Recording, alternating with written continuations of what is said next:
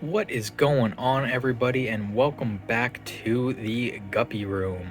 So I want to make this video to answer a couple questions that I've been receiving. A couple of the questions are how I've been having success with my guppies, why I have a bunch of different colors, are the guppies that I have in this tank overcrowding the tank, how do I keep the babies from getting eaten from the adults, a whole bunch of different questions, how I keep the tank clean, things like that. So hopefully today's video we'll be able to go over most, if not all, of the questions that I've received on this. So starting off with the very first question, we'll roll right into it, is how I extract the babies. So there is two different options on this one. You can either be very involved with your guppies, or you can be rather hands-off. When I first started keeping and breeding guppies, I used to be pretty involved, and by that I mean specifically watching the females, their behaviors, their gravid spots growing, their bellies getting bigger, things like that. And right before you notice that they're about to give birth, you pull them out, put them in their own separate containers, that way they can give birth outside of the tank, and you can keep all the babies alive without getting eaten. Like I said, I've gone with a more hands-off approach, and I just let all the females give birth right in the community itself. Granted, that means not all the babies survive, but if you look up here, I have this giant ball of hornwort. Some people use guppy grass. I use hornwort because it all grows extremely fast. But the reason why you have a giant ball of it sitting up at the top of your tank is so that way when the females do give birth, whether it be over here, in the bottom, in the corner, wherever in the tank they give birth, the babies will try to seek shelter, and they typically like to go up to the surface of the water for shelter. So they'll go up inside the little roots and crevices of the grass up here where the adults can't really fit. They swim around the grass a little bit, the adults do, but for the most part the babies are pretty safe and they're able to easily maneuver between the grass, and they will basically sit up at the surface. So again, the reason why I keep the grass in there is not only can the babies survive in the hiding spots of the grass, but it also makes it extremely easy to take the babies out. Watch this. So if we come up here and we take the lid off, we're probably going to see a couple babies. I check this once a day, maybe every other day when I feed them. So I take the lid off. You can see a baby right there. We'll just start browsing around the top of the grass. And you might have to look a little bit inside the grass because there's typically a lot of babies. There's a rather bigger one right there. There's another baby right there. And yeah, I am seeing about 2 or 3 babies on the surface. There's another little one. You can kind of see them under the grass right there.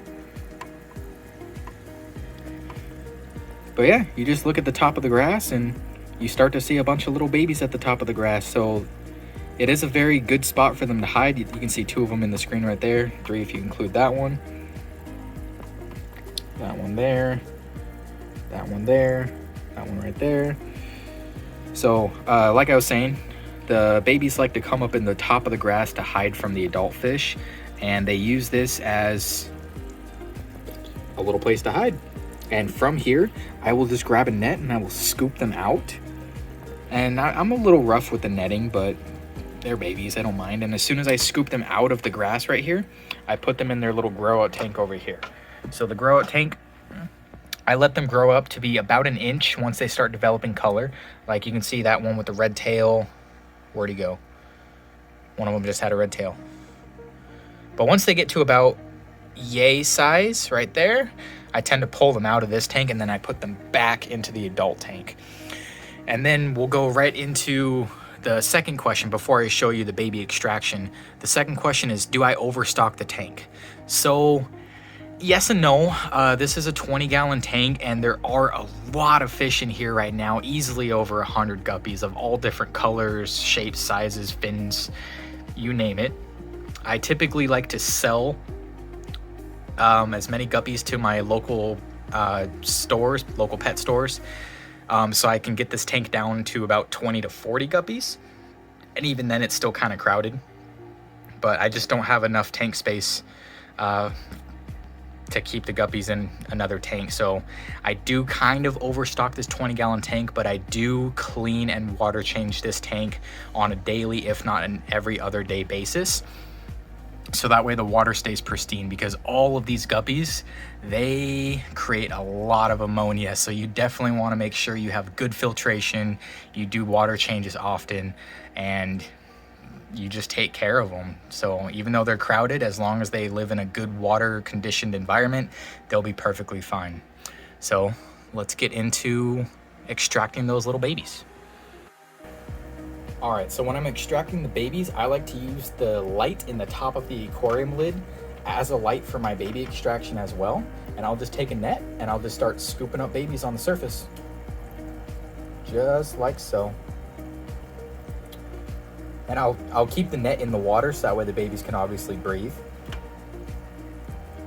But as soon as I see a baby that needs scooping out, I will scoop it and put the net back in the water so the babies can breathe until I find another one to scoop up. Oh, I just saw 2 right there. There's another one, another 3 actually. Probably can't see it. And my phone fell, so I guess that's the end of that clip. All right, so it might be a little hard to tell, but here's the fruits of my labor after about a minute, maybe 2 minutes of fishing around in the grass. I got about 10 or 12 babies. So we're in my baby grow-out tank right now. I removed as much grass from the net as I could back into the adult tank. Granted, there's still a couple little spriggets here and there, but that's perfectly fine. The snails in my baby tank will eat the little bits of grass that fall to the floor. Perfectly fine. So what I'll do is I will just release these guys into the tank.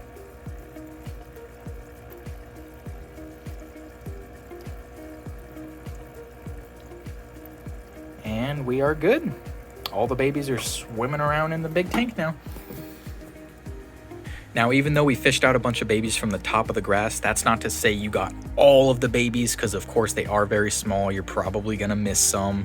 Some of the babies might even be in the bottom of your grass. Some babies might even be in the bottom of your tank. They might be behind your heater. They might be out in the open. They could be absolutely anywhere. So me personally, since I like to be a little more hands-off, I just take whatever babies I can find at the top of the grass that need saving, drop them in the baby tank, and call it a day. But if you're trying to save every single baby, I would be more involved with your female guppies. I have obviously way too many, so I'm not gonna be nearly as involved with all my females. But you can watch another one of my guides on how to spot if a female guppy is about to give birth, if they're pregnant, things like that. I'm not gonna get into that right now, but yeah, there's babies all over your tank, not just in the top of your grass, but all over your tank. But me personally, I just worry about the ones up at the top of the grass, and I'll try to save them once a day, once every other day, like I said. So hopefully that's enough on the babies. We'll move on to the next thing. So I like to keep my grass on the left side of the tank, and then I like to keep the right side of the tank as open as possible. So because I do have a lot of fish in here, I want to give them as much feeding area as possible. So whenever I come into the room, they all, if they're in the bottom of the tank or whatever, they'll shoot up to the top of the tank and basically get in this corner, and they'll just be on top of each other. So I like to keep the entire front to back of this right side of the tank clear of grass. So that way when I feed them, there's a lot of surface area for them to munch on the food and share, and they're not completely on top of each other. So I feed them once a day, the adults at least. The babies, I try to feed them twice a day. Anyone that breeds any kind of fish, not just guppies, but any kind of fish, you always want to give them a varied diet. So just over here alone, I have some Tetracolor Tropical Flakes. I have some New Life Spectrum small pellets for very small fish, so that way even the smaller of my adults can eat them.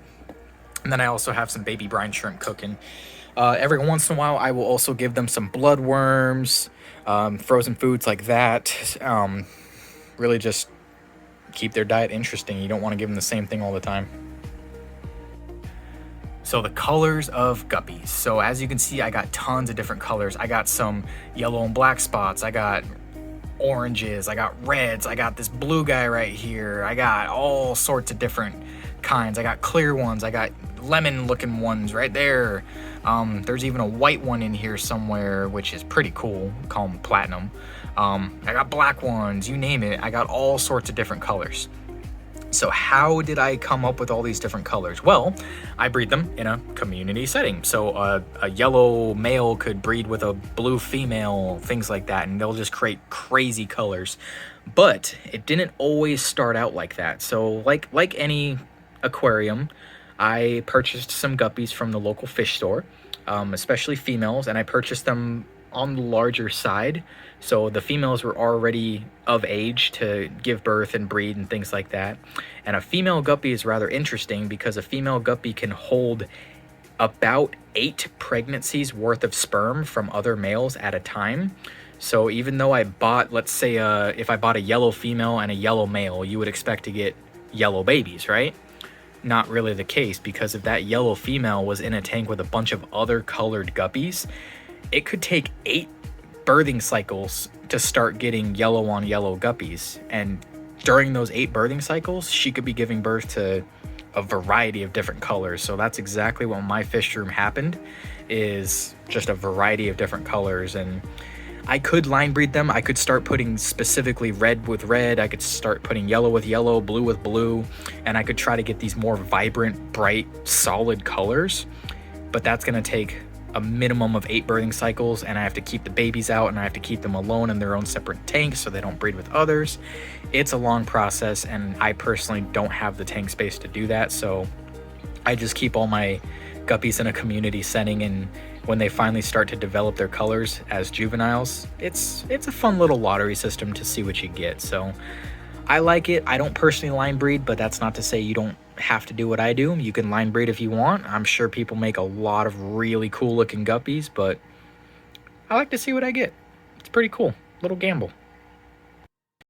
The next tip I have is to keep your guppies happy. So obviously the way you do that, clean water environment, places to hide, don't have just a bare tank with absolutely nothing in it. The fish, they really like to dig at the gravel here, looking for little food pellets. If you had a bare bottom tank, they wouldn't get that. The little obstacles in the tank, the wood, the plants, they like a environment with some obstacles in it.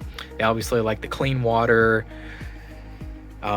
keeping their temperature between about 75 to 78, maybe 80 degrees on the high side Fahrenheit. They are a fish that like a little bit of warmer water, so keeping them in that warmer climate will definitely make them happy, and they will be one happy group of fish. And obviously keeping them in groups is good. This is a excessively large group, but if you keep them in a group of at least 5, 10, they'll be perfectly happy because they are a very social, friendly fish. Good with any other community tank mates that are also friendly with fish. Ooh, that one is really cool. It's got like a yellow and black tail, but blue fins in the right light. That's pretty cool. I like her. Oh, there's my little white platinum guy. He's still very young, so I'm hoping his fins develop a lot further. Oh, he's playing around with his friends. I'm hoping he gets these long white platinum fins. He's gonna look really cool when he's older. But yeah, there's my care guide, quick tip guide, however you want to call it. Little expansion to the guppy room and the guppy info. So if you want to see more videos like this, more info on guppies, more details, because everything I mentioned, you can get even more detailed into it, and I can definitely tell you guys all the little nitty-gritty details you want to know about these guys, because I've been breeding these guys for about a year now and haven't had any die off. Everyone's been happy, everyone's been having a good time. So let me know what you want to see next. Make sure you like, comment, subscribe. Hit that bell notification if you want to see whenever I upload a video, and yeah, let me know what you guys want to see. Peace.